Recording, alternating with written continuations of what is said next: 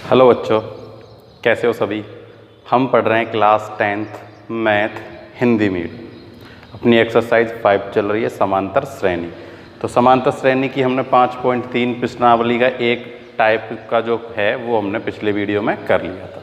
तो पिछले वीडियो में हमने किया था क्या कि हमें क्या निकालना था, n पदों का योगफल। क्या निकालना था, n पदों का योगफल। और हमें n दिए हुए थे कि इतने पद हैं, जिसके हमने उदाहरण पहला भी कर लिया था। तो अपने पास सूत्र क्या था, S N n upon 2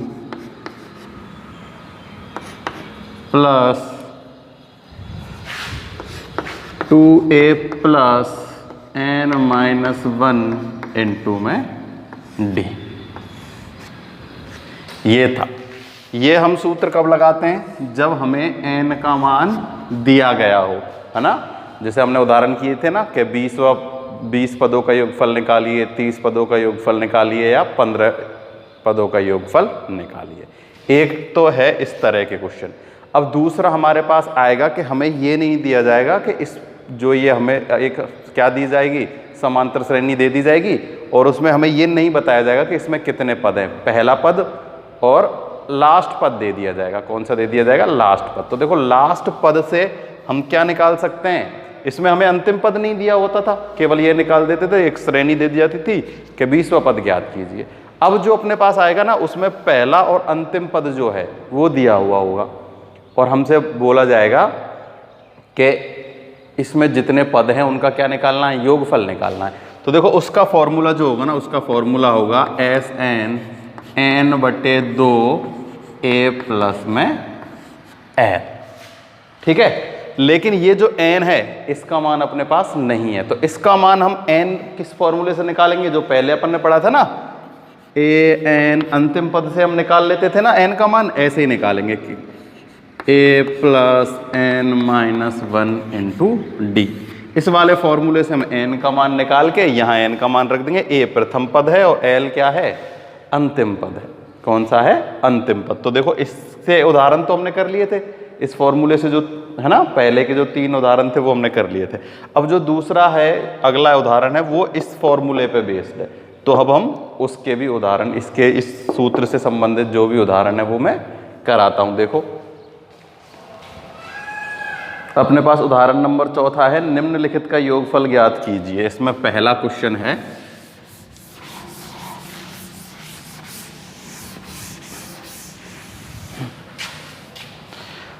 example 14वां example है। इसका पहला पार्ट है 34, 32, 30, 10। इनका हमें क्या निकालना है, योगफल, यानी कि इनको हमें जोड़ देना है ऐसे। योगफल बोल दिया कि इनका क्या निकालना है, योगफल।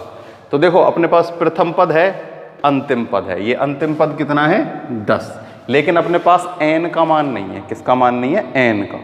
तो हमें n तो निकालना है, दोनों फॉर्मूले में n का यूज तो है। n क्या होता है कि इन पदों की संख्या कितनी है। तो अब हमें इन पदों की संख्या निकालनी है। क्या निकालनी है, पदों की संख्या। तो पदों की संख्या निकालने का अपने पास फॉर्मूला है ही, ठीक है। an बराबर a प्लस n माइनस 1 गुना में d। ठीक है, a का मान अपने पास यहाँ कितना है, 34। कितना है, 34। और d का मान है -2। -2 ही तो है, 34, 32, 30 कम होते जा रहे हैं ना। तो d कितना है, -2। an अपने पास है 10। तो 10 बराबर a आ गया 34 प्लस n हमें निकालना है -1 इंटू में -2। -2 से गुना कर देंगे n का और -1 का। तो 10 बराबर 34 प्लस -2 का गुना करेंगे n से, तो -2n आ जाएगा। कितना आ जाएगा, -2n। -2 का गुना -1 से करेंगे तो +2। देखो 34 और 2 कितना हो गया, 36। कितना हो गया, 36।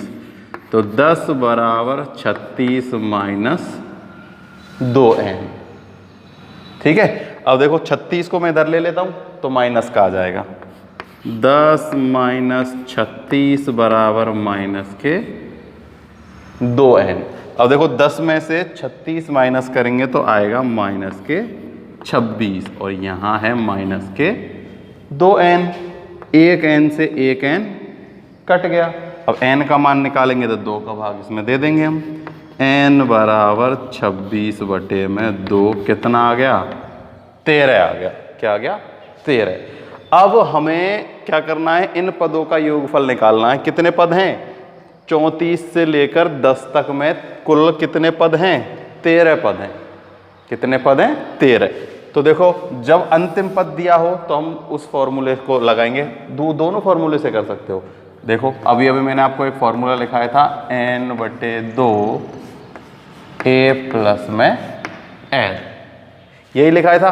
चाहो तो जो हमने पहले फॉर्मूला पढ़ा था ना उससे भी हम इसे कर सकते हैं। देखो पहले इस फॉर्मूले से कर लेते हैं।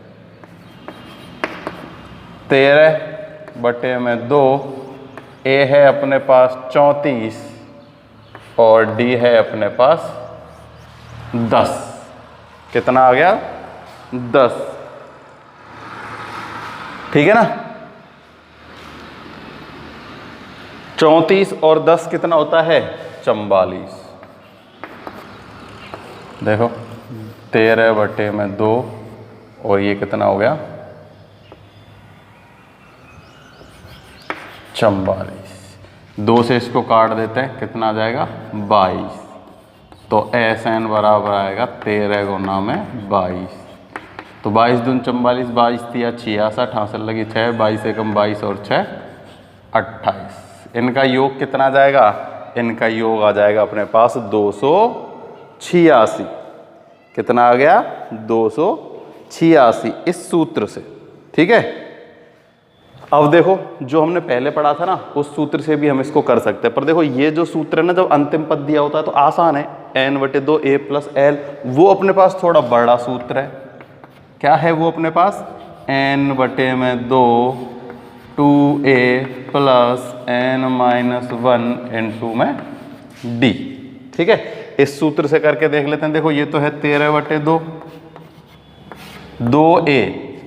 2a है अपने पास 34, तो 34 का गुना 2 से कर दो तो हो जाएगा 8 6 68। कितना हो जाएगा?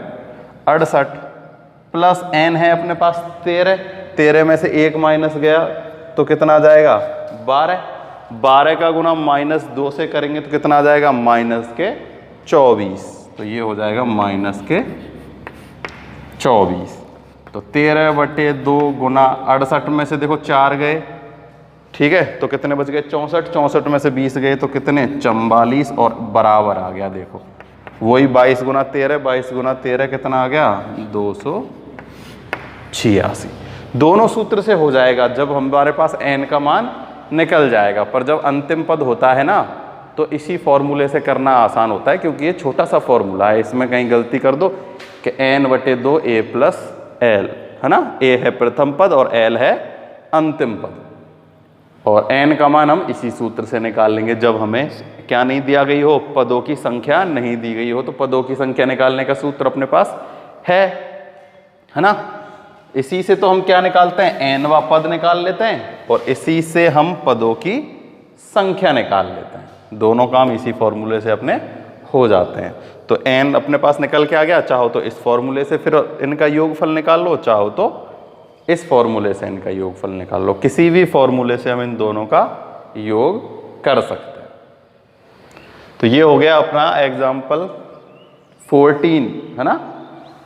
14वें का पहला।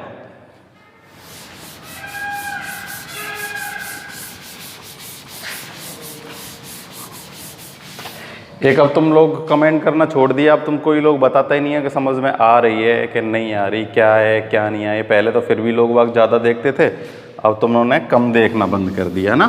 तो कुछ भी अगर प्रॉब्लम हो किसी कैसी भी तो आप कमेंट में मेरे को बता दिया करो कि कौन सी चीज़ समझ में आ रही है या नहीं आ रही।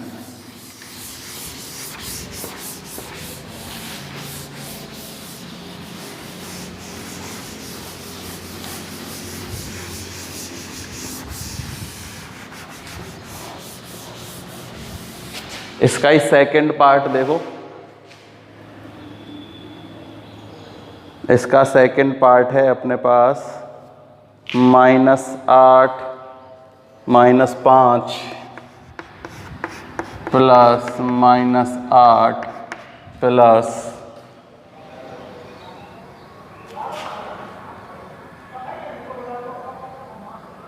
11 माइनस का plus dot dot dot minus का कितना है लास्ट में, ये है 230।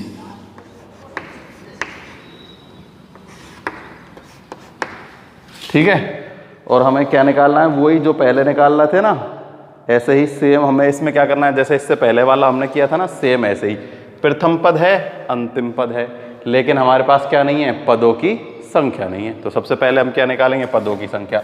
तो देखो पदों की संख्या निकालने के लिए सबसे पहले हमें क्या चाहिए, ए अपने पास कितना है, -5। कितना है, -5। अब हम निकालेंगे डी, क्या निकालेंगे, डी।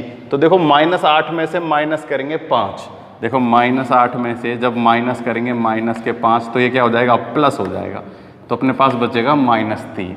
कितना बचेगा, -3। तो ये माइनस में संख्या बढ़ती जा रही है ना, तो डी का मान माइनस ही आएगा। तो अपने पास डी आ गया -3। अब हम निकालेंगे पदों की संख्या।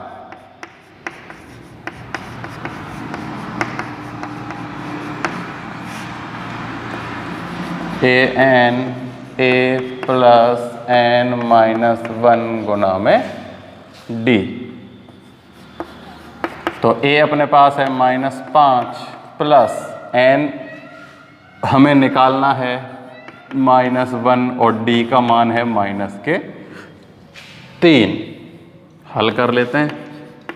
देखो -5 तो है ही, माइनस का गुना इससे करेंगे तो ये हो जाएगा -3n। यहाँ an अपने पास लास्ट पद कितना है, 230 -230 -230। ठीक है, तो हम पदों की संख्या निकाल रहे हैं। तो देखो ये तो 3 का गुना n से करेंगे तो माइनस का गुना प्लस से करते हैं तो माइनस, और फिर माइनस का गुना माइनस से करते हैं तो प्लस का आ जाएगा 3। अब देखो ये तो है प्लस का 3, ये है माइनस का 5, तो क्या बचेगा, माइनस का 2। और माइनस का 2 जब इधर आएगा तो ये क्या हो जाएगा, प्लस का 2। तो माइनस इसमें +2 और इधर अपने पास बच रहा है माइनस का 3 है। समझ में आया। देखो 5 तो है माइनस का, 3 है प्लस का। तो -5 में से 3 प्लस के करेंगे जब माइनस के 2 बचेंगे, और माइनस के 2 को मैं इधर ले जाऊंगा जब किस में हो जाएगा, वो प्लस में। ठीक है, देखो प्लस के 2 हैं और माइनस के 230 हैं, तो कितने बचेंगे, माइनस के 228 बचेंगे। और इधर अपने पास है माइनस के 3n, तो माइनस से माइनस कट गया। n का मान निकालेंगे तो 3 का भाग इसमें दे देंगे। देखो n का मान निकाला 228 बटे में 3, 3 7 21, बच्चा 1, 3 छिंगी 18। तो पदों की संख्या n बराबर अपने पास कितनी आ गई, n बराबर अपने पास आ गई 76। अब हमें निकालना है पदों का योगफल। पदों का योगफल, तो पदों का योगफल 2 सूत्र है, किसी भी सूत्र से कर सकते हैं, पर जो अपने पास अंतिम पद वाला सूत्र है वो आसान होता है, इसलिए हम उसी से करते हैं। देखो Sn बराबर a n बटे में 2 a प्लस में l। n अपने पास है कितना, 76 बटे में 2, a का मान है अपने पास -5 और प्लस में है अपने पास -30। ठीक, तो Sn बराबर, देखो ये तो हो जाएगा कितना, 76 में 2 का भाग दे दो, चाहे उसमें दे देना, कैसे ही कर लेना, 76 में भी तो 2 का भाग जा रहा है। देखो प्लस करते हैं ना इसको, तो ये हो जाएगा -235 इंटू -235। ठीक है, 76 में दे देते हैं 2 का भाग, ये तो हो जाएगा 7 में दिया कितनी बार गया, 3 बार, 1 8 दूनी 16, 38 आ गया। 38 का गुना कर दो किससे, -235 से। ठीक है, तो -235 गुना 38 कर लो। तो अपने पास देखो कितना आता है, करके देख लेते हैं इधर। 235 गुना में 38, 8 पंजे 40, 8 38 24 और 4 28, 8 दूनी 16 और 2 18, 5 तिया 15, 3 तिया 9 और 1 10, 3 दूनी 6 और 1 7। अपने पास आ गया 0 13 9 8। SN बराबर -8930, 8930। कितना आ गया? माइनस चल रहा है ना, तो माइनस के ही आएंगे, है ना, ये याद रखना, माइनस के 8930, क्योंकि माइनस गुना प्लस करते हैं जब क्या आता है? माइनस ही आता है। ठीक है, तो ये हो गया अपना उदाहरण नंबर 14 का दूसरा। सेम तरीका था, कुछ भी नहीं है। क्या किया है? सबसे पहले हमने पदों की संख्या निकाली है इस सूत्र से, जो हम 5.2 में खूब बार कर चुके हैं इसको। उसके बाद हम प्रथम और अंतिम पद को जोड़ के n/2 कर लेते हैं। अगर उस सूत्र से भी करना चाहोगे ना, तब भी आपका आंसर यही आएगा। चाहो तो चेक कर सकते हो ये चीज को भी आप। तो ये हो गया अपना 14 का दूसरा।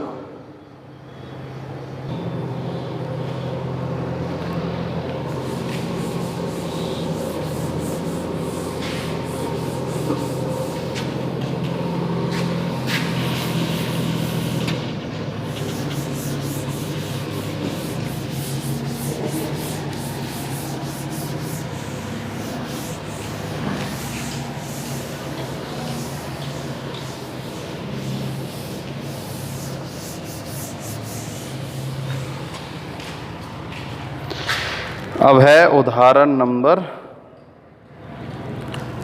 15। समांतर श्रेणी 54 51 48 के कितने पदों का योगफल 513 है? अब हमें कितने पदों का योगफल निकालना है। ठीक है, तो देखो ऐसे ही है, इसमें भी उसी फॉर्मूले से होगा, कोई नई बात नहीं है। अपने पास पद दिए गए हैं 54 51 48, 54 51 48, और कितने पदों का योगफल होगा? 513। तो 513 कितने पदों का योगफल होगा? हमें पदों की संख्या निकालनी है। हमें इनका योगफल दिया गया है और पदों की संख्या निकालनी है। तो देखो A अपने पास कितना है? 54। D अपने पास है देखो -3। कितना है? -3। और SN यानी पदों का योगफल है अपने पास 513। सूत्र है अपने पास SN बराबर n/2 2A प्लस n-1 गुना में D। इससे ही निकालते हैं हम, है ना, पदों का योगफल निकालते हैं। तो योगफल तो अपने पास है, हमें तो बस इस n का मान निकालना है। क्या करना है? n क्या होती है? पदों की संख्या। तो देखो पदों की संख्या निकालेंगे। SN अपन को दिया हुआ है कितना? 513। n/2 54 का गुना 2 से कर दो, तो ये कितना हो जाएगा? ये हो जाएगा 108। कितना हो गया? 108 प्लस n-1 इंटू में D अपने पास है -3। ठीक है, तो 513 बराबर n/2 108 प्लस ये हो जाएगा -3n। क्या हो जाएगा? -3n, और ये हो जाएगा फिर +3। Minus plus. ठीक है, तो देखो हमें तो n का मान निकालना है। किसका मान निकालना है? n का। और अपने पास कितना है? 513 इधर दिया हुआ है। तो अब हम क्या करेंगे? वो इसकी गणना कर लेना, इधर उधर ले जाके नहीं। देखो अब हम क्या कर लेते हैं, 2 जो है ना, ये इसमें इस 2 का तो क्या जाएगा? देखो यहाँ 2 है इस भाग में, अगर मैं इस 2 को इधर ले जाऊं तो किस में आएगा? गुना में ही तो आएगा। यहाँ भाग में, इधर आके हो जाएगा गुना में। तो देखो मैं इसका गुना इससे कर देता हूँ सीधा ही, ठीक है।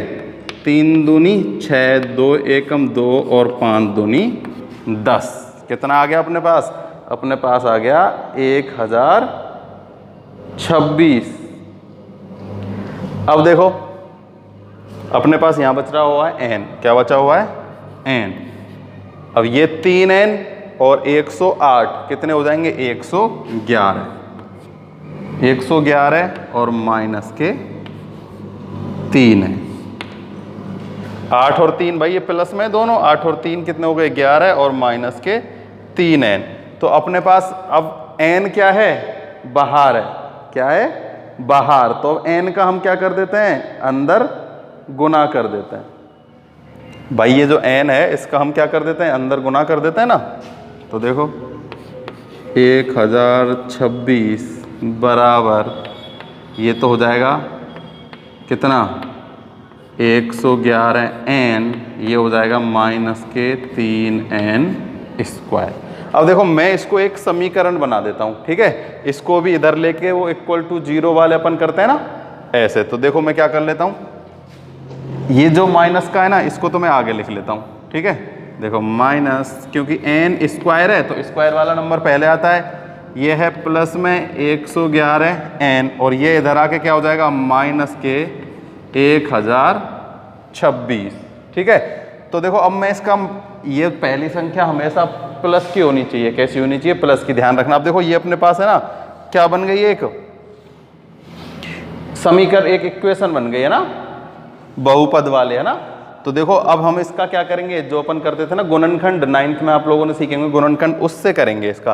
तो देखो सबसे पहले तो हमें इस संख्या को है ना प्लस का करना है। पहली संख्या हमेशा पॉजिटिव होती है। देखो ये कौन सी फॉर्म है? ये उस फॉर्म में बन गई, ax square plus bx plus c, बहुपद समीकरण, है ना।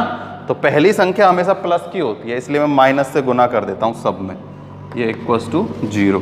तो देखो ये तो हो गया 3n square minus 111n plus के 1026, ठीक है। अब देखो इसमें और इसमें इन सबको हम क्या कर लेते हैं? इस सबको हम सरल रूप में बदल लेते हैं। यानी किसी भी में सब में एक नंबर से भाग चला जाता है ना, तो किसी एक नंबर से हम इसमें भाग दे देते हैं। तो देखो सरल, या तो इसको ऐसे ही इसके गुणनखंड कर लो, पर देखो ये 2 नंबर बड़े हैं तो गुणनखंड करने में हो सकता है दिक्कत आए। तो हम देखो इसमें और इसमें 3 से भाग दे देते हैं। किससे भाग दे देते हैं? 3 से भाग दे देते हैं। तो मैं उसको इधर लिख देता हूँ, ठीक है। देखो 3 से भाग दिया इसमें, तो अपने पास क्या बच गया? n square. अब 3 से भाग देंगे 111 में, ठीक है।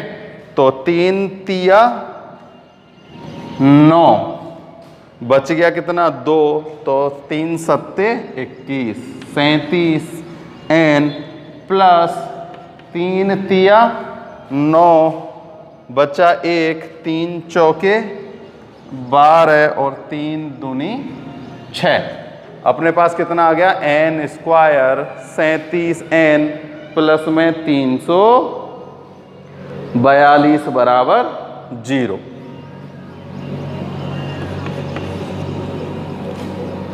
ठीक है।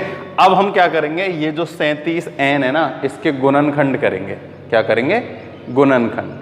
तो गुणनखंड करना आप लोगों को आता होगा। देखो गुणनखंड ऐसे करते हैं कि हम इसके ऐसे 2 भाग तोड़ दें कि उन दोनों का जोड़ने या घटाने पर तो आना चाहिए कितना? ये है माइनस का है तो माइनस का 37n आना चाहिए, और उन दोनों का जो गुना होता है ना वो इसके और इसके गुना के बराबर होना चाहिए। यानी कि अब हम इसके ऐसे गुणनखंड करेंगे कि उन दोनों का गुना करने पर कितना आए? 345n स्क्वायर, और उनको जोड़ने या घटाने पर कितना आना चाहिए? -37n। ठीक है। तो देखो हम ये कैसे पता लगेंगे, है ना। वैसे तो छोटे छोटे आते हैं, अपन इजीली पता कर लेते हैं। अब देखो हम क्या करते हैं, ऐसे अब इसके फैक्टर करके देखते हैं, इस वाले नंबर के। ठीक है। देखो इसके फैक्टर करके देखो, गुणनखंड करके देखते हैं। इसके गुणनखंड क्या करते हैं? गुणनखंड देखो 2 से भाग देते हैं। किससे भाग देते हैं? 2 से। तो 2 एकम 2, 7 और 1। ठीक। 3 से देखते हैं। अब 2 से तो जाएगा नहीं, 3 पंजे 15, 2 3 7 21। अब इसमें तो किसी का नहीं जाएगा, किसका जाएगा? 57 का ही जाएगा, तो ऐसा नहीं होगा। ठीक है, तो हम क्या करते हैं, इससे चेक करते हैं, किससे? 37 से। तो देखो 37 को 2 भागों में ऐसा तोड़ो, तो हम तोड़ते हैं किसमें? 18 और 19 में।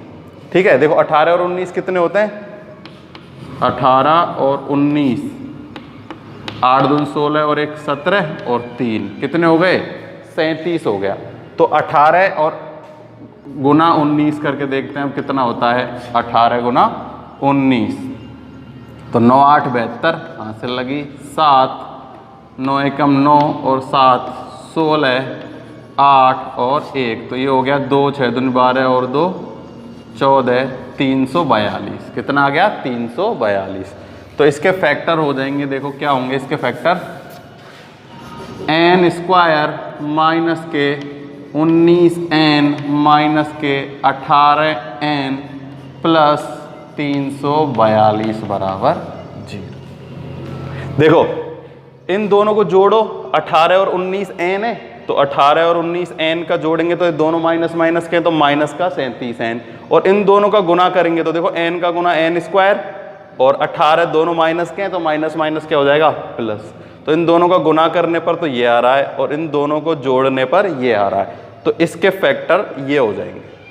अब हम क्या करेंगे, इन जैसे करते हैं ना, इसमें से और इसमें से, दोनों में से एक नंबर क्या लेंगे हम? कॉमन लेंगे। ठीक है, तो देखो यहां से तो कॉमन अपने पास आ रहा है n, कितना आ रहा है? n, तो अपने पास बचेगा n माइनस 19। इन दोनों में से हम कॉमन लेते हैं क्या? माइनस के 18। क्या ले लेते हैं? माइनस के 18। देखो यहां तो बचेगा कितना? n, और यहां जब माइनस हमने कॉमन लिया तो ये हो जाएगा माइनस, और अभी अभी मैंने बताया 18 गुना 19 इतना होता है, तो 18 का इसमें भाग देंगे तो कितनी बार जाएगा? 19 बार। कितनी बार जाएगा? 19 बार। तो अब देखो एक बार तो अब ये कॉमन ले लेते हैं हम, ये दोनों में कॉमन आ रहा है ना, n माइनस 19 कॉमन ले लिया तो क्या बचेगा? n माइनस 18 बराबर 0।